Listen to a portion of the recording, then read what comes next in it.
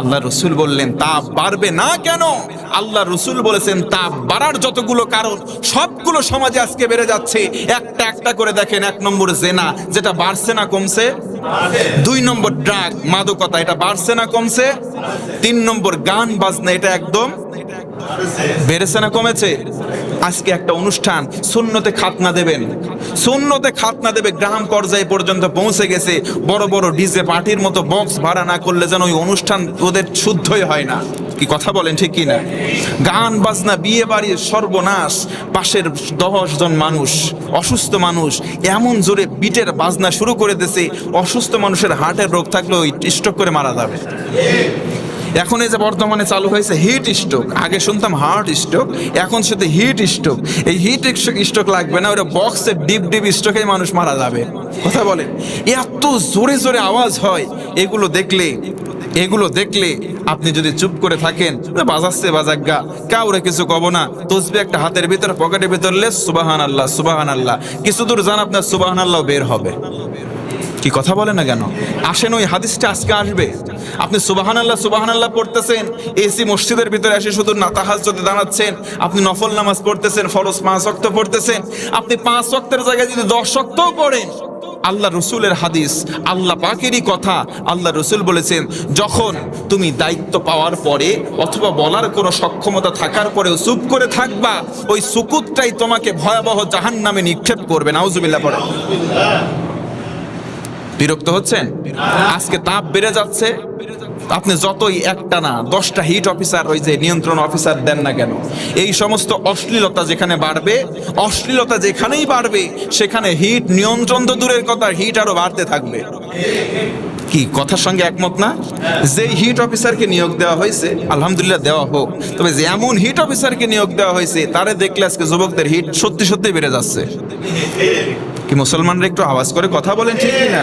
তাহলে আল্লাহ রসুল বললেন, এখান থেকে দূরে থাকো। হিটকে নিয়ন্ত্রণ করতে হলে জেনার পরিবেশ নাই করে দাও, 2 নম্বর মাদককে নাই করে দাও, 3 নম্বর গান বাজনাকে নাই করে দাও, 4th and ফাইনাল 4টা কথা রসুল হাদিসে বলেছেন। 4 নম্বর হচ্ছে অশ্লীল নৃত্য, অশ্লীল নাচানাচি। আজকে বোধহয় বাংলাদেশ থেকে একবারে গেছে, আছে না নাই? যদি আজকে বলে আপনার মেয়েকে আপনি পর্দায় রাখবেন, আপনার মেয়েকে আপনি আপনার বউকে পর্দায় রাখবেন, ওরাও বলবে হুজুর আমার মেয়েকে সব সময় পর্দায় রাখি আমি। আপনি বলবেন সুবহানাল্লাহ মাশাআল্লাহ বারাকাল্লাহ, দোয়া করে দিলেন। তারপরে আরেকদিন দেখবেন তার মেয়েকে আসলে পর্দায় নাই, তার মেয়েকে দেখা যাচ্ছে টেলিভিশনের পর্দায়। যদি প্রশ্ন করেন কি ব্যাপার ভাই, সেদিন না বললেন মেয়েকে 24 ঘন্টা পর্দায় রাখেন? হ্যাঁ ভাই, পর্দাই তো রাখি, সব সময় হয় এই চ্যানেলের পর্দায়, না হয় ওই চ্যানেলের পর্দায়, আমি তো পর্দাতেই রাখি। এই রকম চালাক মার্কা মানুষ আজকে সমাজে আছে না নাই?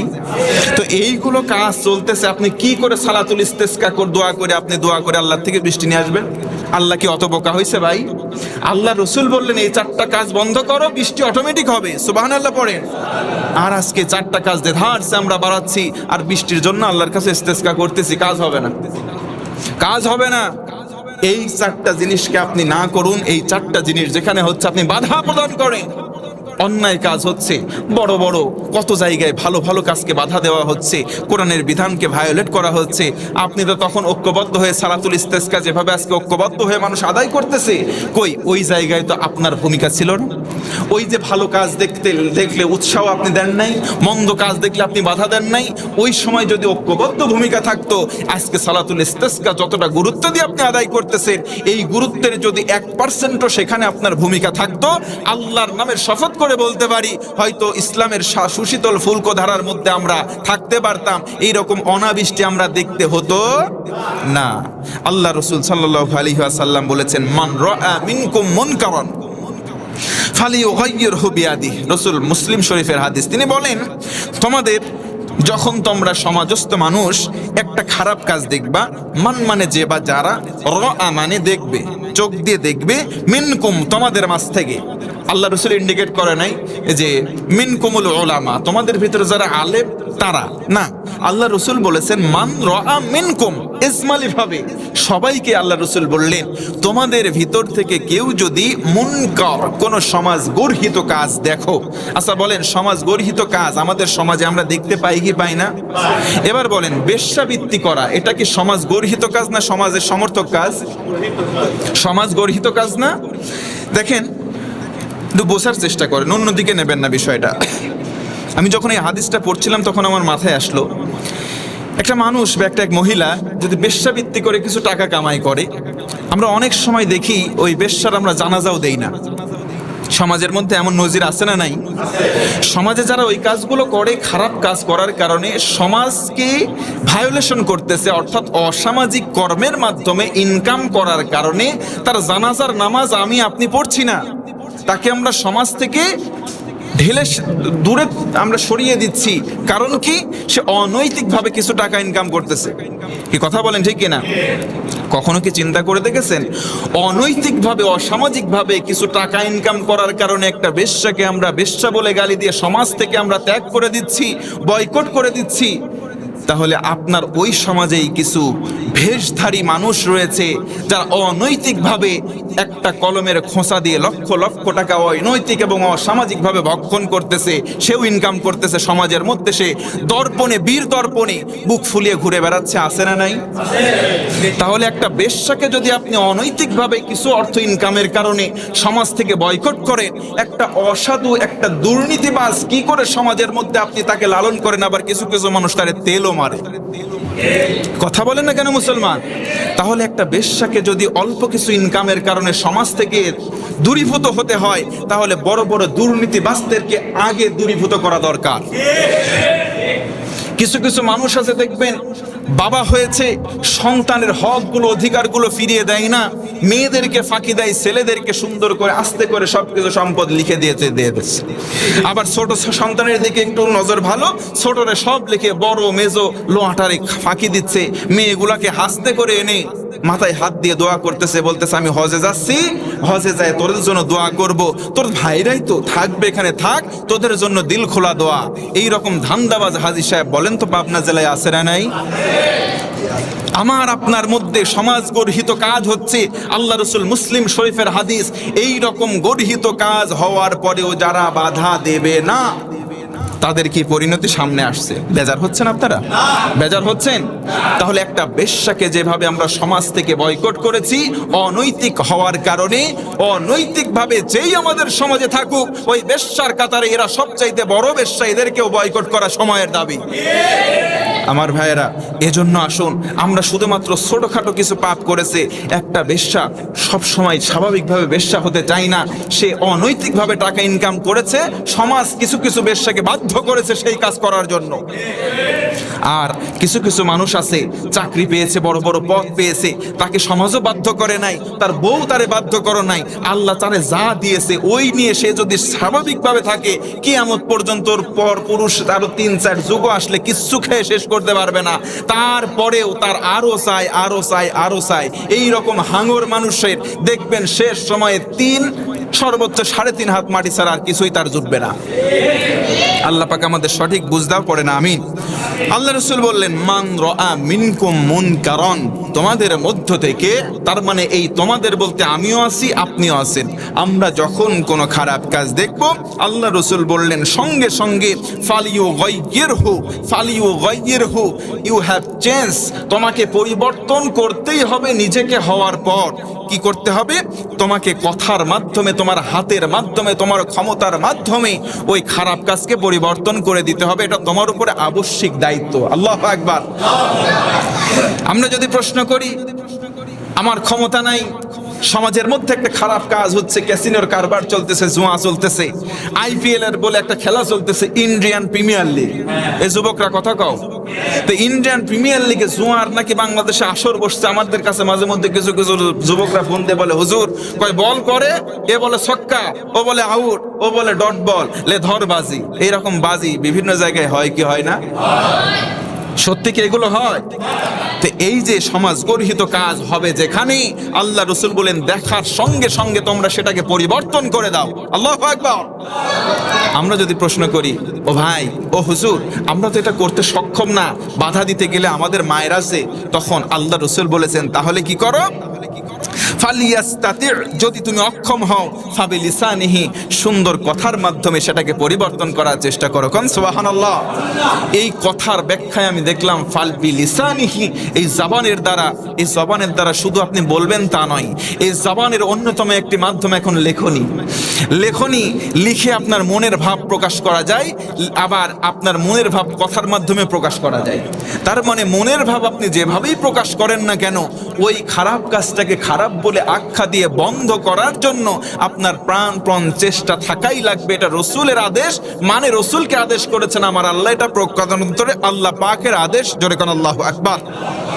ফাইল্লাম ইয়াস্তাতি', আমরা যদি প্রশ্ন করি, আল্লাহ আমরা তো সেটাও পারবো না, মুখ দিয়ে বলবো তাও পারবো না, আল্লাহ রসুল বলেছেন তাহলে তোমরা তোমাদের অন্তর দ্বারা সেটাকে ঘৃণা করো, আর কিভাবে সেটা চেঞ্জ বা পরিবর্তন করা যায় এই থিঙ্কিং এ তোমার সময় কাটাও। তবে শোনো, ওয়াযালিকা আদআফুল ঈমান, এটা হচ্ছে ঈমানের সবচাইতে নিম্ন স্তরের একটা ঈমান। তার মানে ঈমান থাকা না থাকা প্রায় তোমার ভিতরে সমান। তার মানে আমরা কি ঈমানদার কি ঈমানদার নই? সবাই বলেন আমরা কি মুমিন নই? তাহলে মুমিন যদি হই, আমাদের প্রথম সারিতেই খারাপ কাজ দেখবো, যেখানে বাধাও দেব সেখানে ইনশাআল্লাহ। এবার আসেন বাধা দেওয়ার ফর্মুলা আল্লাহ রসুল বলেছেন। আল্লাহ রসুল সাল্লাল্লাহু আলাইহি ওয়াসাল্লাম বলেছেন, আমারু বিল মারুফ সাদাকাতুন ওয়া নাহা আনিল মুনকার সাদাকা। কেউ যদি ভালো কাজের আদেশ দেয় এটা হচ্ছে সাদাকার সমান, কেউ যদি অন্যায় কাজের বাধা দেয় এটাও দান সাদাকার সমান। সুবহানাল্লাহ পড়েন। এবার যদি প্রশ্ন করি, আল্লাহ তাহলে আর কিভাবে আমরা ভালো কাজের আদেশ দেব, মন্দ কাজের বাধা দেব, বা যদি নাই দেই তাহলে কি হবে? এবার আসেন আল্লাহ রাসূল সাল্লাল্লাহু আলাইহি ওয়াসাল্লাম, এটি বুখারীর হাদিস, মান দাআ ইলাল হুদা, যে ব্যক্তি হেদায়েতের দিকে মানুষদেরকে ডাকবে, অর্থাৎ ভালো কাজের দিকে মানুষদেরকে ডাকবে। আল্লাহ রাসূল বলেন, ওই যে যতজন মানুষ ভালো কাজ করলো, যে ব্যক্তি ডেকেছে সে ব্যক্তি যদি মারাও যায়, যতজন ভালো কাজ করলো, এই ভালো কাজ করনেওয়ালাদের প্রত্যেকের সমান পার্সেন্টেজ তার আমল নামায় আল্লাহ অটোমেটিক যোগ করে দেবে। আরেকটু জোরে বলেন না সুবহানাল্লাহ।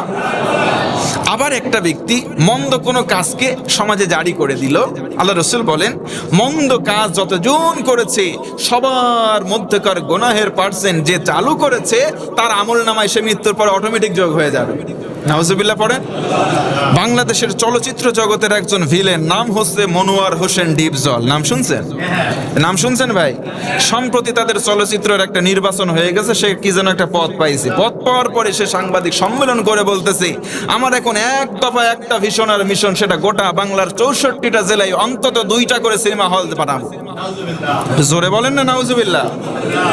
আমার মনে হয় শয়তানের শয়তানি বন্ধ হয়ে গেছে, নতুন করে এই শয়তান আবার আবিষ্কার হয়েছে। কথা বলেন ঠিক কিনা?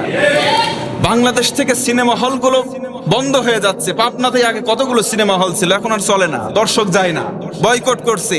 আবার মাঝে মধ্যে খবরে দেখবেন সিনেমা হলগুলো এখন ভেঙে দেওয়া হচ্ছে, এখন ওইগুলো মাদ্রাসা বানানো হচ্ছে। সুবহানাল্লাহ পড়ে। তার মানে এই সময় এসে শয়তান কত বড় শয়তান হলে এই রকম কথা বলতে পারে যে গোটা বাংলাদেশে 64টা জেলায় সে সিনেমা হল বানানোর পরিকল্পনা করতেছে। তার মানে শয়তানের শয়তানির ভাড়াপনা ওর উপরে দিয়ে শয়তান ওর বাংলাদেশ থেকে মনে হয় বিদায় নিয়েছে। এই সমস্ত মানুষগুলো এই যে সিনেমা হল যদি তারা করবে, তাদের বাধা নাই, তারা করবেই। করলো, আল্লাহ রসুল বললেন এই যে খারাপ কাজ, যতজন তার মৃত্যুর পরে খারাপ কাজ করলো, নাকি ডিপজল মরবে না? মরবে কি মরবে না? তা আল্লাহ রসুল বললেন ও নাই, ও মারা গেল। যতজন ওই যে খারাপ কাজগুলো করলো সবার গুনাহের পার্সেন্টেজ ওর আমল নামায় চলে যাবে। নাউজুবিল্লাহ পড়ে। আল্লাহ রসুল হাদিসের শেষে বলেন, কিন্তু যারা গোনাগুলো করলো ওদের গোনা থেকে কিন্তু কমানো হবে না, ওদের গোনা ঠিকই হবে। তার মানে আপনাকে গোনার দিকে একজন ডাকলো, এই দায় শুধু আপনি তার উপরে দেবেন হবে না, গোনা আপনারও হবে, সে ডাকছে তার ডাবল হবে। নাউজুবিল্লাহ পড়েন। এবার আসেন, আল্লাহ রাসূল সাল্লাল্লাহু আলাইহি ওয়াসাল্লাম এটার ব্যাপারে বলেছেন 4টা শাস্তি হবে কেউ যদি এই কাজগুলো না করে, অর্থাৎ নেক কাজের আদেশ আর অসৎ কাজের নিষেধ যদি না করে। 4টা খারাপ কাজ গতদিনে বলেছিলাম, তার মধ্যে অন্যতম হচ্ছে আযাব আর গজব সমাজে বেড়ে যাবে। ও ভাইয়েরা একটু বুঝে থাকলে বলেন, বর্তমান সময়ে আযাব আর গজব বাড়ছে না কমছে? কত পরিমাণে বাড়ছে? চারিদিকে তাকান, সব জায়গায় আযাব আর গজব। চারিদিকে তাকান, সব জায়গায় আযাব আর গজব। আপনি ঠিকমতো রাস্তাঘাটে যান, নিঃশ্বাস নেবেন, দেখবেন একটা ঝাঁঝালো ভাব। বর্তমান রোদের যে তেজস্বী ভাব, ঝাঁঝালো একটা ভাব লাগছে। মাঝে মধ্যে আমাদেরকে দূর দূরান্তে সফর করতে হয়, যখন ওই এসি বাসের টিকিট পাওয়া যায় না, নন এসিতে যাই, ওরে সর্বনাশ, ওই বাতাসগুলো মনে হচ্ছে ঝাঁঝালো, সূর্যের থেকে মনে হচ্ছে একবারে আগুনের ফুলকো। এরকম আপনারা টের পান নাই অনেকে? এই অবস্থাগুলো কিন্তু অতীতে ছিল না। আজকের ঘটনা বলছি, ফজরের সময় আমাদের পাশে, আমাদের এলাকায় ফজরের সময় কম্বল গায়ে দিতে হচ্ছে, ফ্যান চালানো যাচ্ছে না, এমন অবস্থা। আর সারা দিনে দেখেন কি পরিমাণে রোদ। তার মানে এই যে এক সময়ে ঠান্ডা, এক সময়ে গরম, এতে করে মানুষ বেশি করে অসুস্থ হয়। তার মানে এটা বোঝা গেল কখনো রহমতের বা কল্যাণকর আবহাওয়া এটা নয়। এটা কেন হচ্ছে? আল্লাহ রাসূল সাল্লাল্লাহু আলাইহি ওয়াসাল্লাম, এবার দেখেন, এটা তিরমিজি শরীফের হাদিস, ইন্নান নাস, নিশ্চয় যখন মানুষ, ইজা মানে যখন, রাআউ মানে দেখবে, আল মুনকার মানে খারাপ কাজ, যখন মানুষগুলো খারাপ কাজ দেখবে, লা ইউগাইয়িরুনাহু, কিন্তু সেটাকে তারা পরিবর্তন করবে না। কথা বোঝা যাচ্ছে ভাইরা? প্রিয় ভাইরা, বোঝা যাচ্ছে কথা? আল্লাহ রাসূল বললেন, যখন মানুষেরা, আমরা সবাই মানুষ, তাহলে আল্লাহ রাসূল আমাদেরকেই বললেন, যখন কোনো মানুষ সমাজে খারাপ কাজ হতে দেখবে কিন্তু সেটাকে পরিবর্তন করবে না, আউশাকা আই ইউআম্মাহুমুল্লাহু বিআকিবাহ, আল্লাহ রাসূল বলেন যদি এই কাজগুলো না করে, যে কোনো মুহূর্তে আল্লাহর শাস্তি সবাইকে গ্রাস করবে। নাউজুবিল্লাহ।